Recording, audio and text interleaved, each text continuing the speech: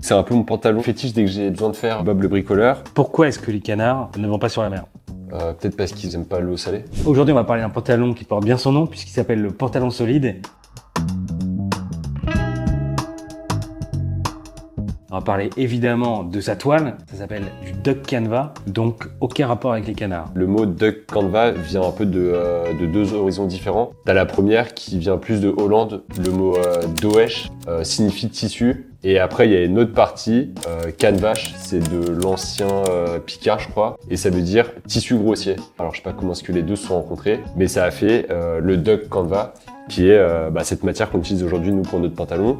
C'est une matière qui, historiquement, était utilisée pour faire des toiles de bateau, pour faire des toiles de tente, donc quand même des tissus extrêmement robustes. C'est un tissage assez particulier par rapport à ce qu'on peut avoir comme type de tissu. Tous les fils de chaîne et de trame sont doublés. Donc du coup, tu as 2 fois plus de densité qu'un pantalon classique. Et du coup, c'est ce qui apporte cette robustesse. Et donc, quelle idée d'en faire un pantalon? On vient un petit peu là à l'essence même d'Asphalt, qui est de faire des produits ultra résistants. C'est une matière qui était aussi beaucoup utilisée dans le workwear américain. Et nous, l'idée, c'était de faire hommage à cette toile, de l'intégrer dans notre collection et d'en faire un vêtement fonctionnel quand tu as besoin de faire du bricolage. Et en même temps, de le rendre extrêmement urbain par sa coupe et par les détails qu'on lui a apportés.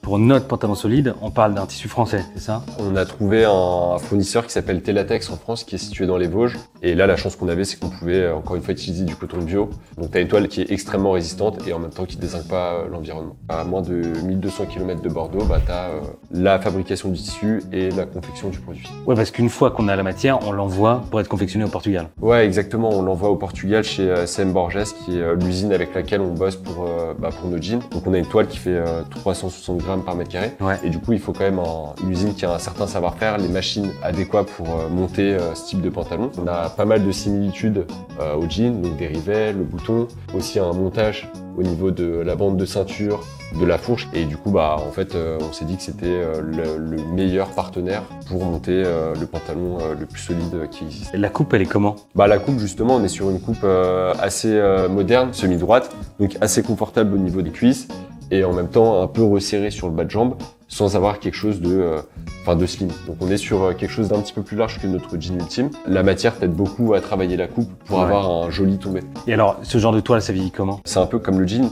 C'est des produits qui vont vachement évoluer avec le temps, qui vont se marquer un petit peu comme le denim. Donc c'est vraiment un produit qui est voué à se patiner, à évoluer, à changer un petit peu de couleur aussi. Ouais. Donc c'est tout à fait normal. Ce pantalon, en fait, vous allez vous l'approprier, vous allez plus vouloir le quitter. Ce pantalon, il a un super héritage. Il a une coupe droite qui est vraiment faite pour un maximum de morphologie. Vous allez le garder des années, il va se patiner avec le temps. C'est pile le genre de produit qu'on adore faire chez Asphalt.